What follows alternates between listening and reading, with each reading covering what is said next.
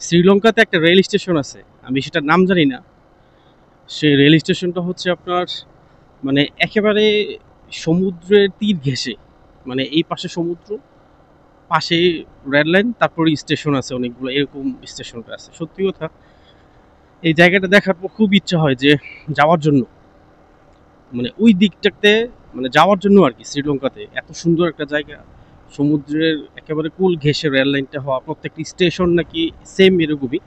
তো সেই হিসাবে এ, খুবই ইচ্ছা হয় আর কি। আর আমার এখন মনে হচ্ছে যেহেতু ট্রেন চলে আসছে কক্সবাজার পর্যন্ত, কক্সবাজার থেকে 80 কিলোমিটার যদি মেরিন ড্রাইভ হয়ে রেল লাইনটা করা হয়, সেটা কিন্তু খারাপ হবে না।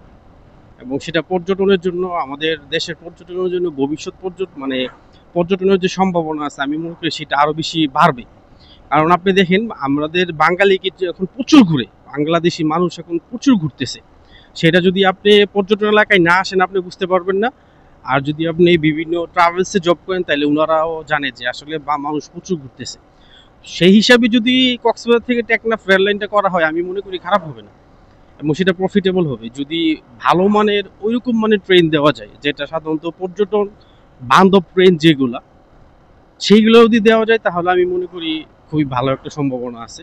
এখন আমাদের দেশে তো আসলে কেউ উপরে উঠতে গেলে সবাই টাইনা ধরে নিচে নামায় ফেলে, সমস্যা হচ্ছে এই জায়গায়। এই জিনিসগুলা যদি নজরে আসে, তাহলে সবার সবার জন্যই ভালো।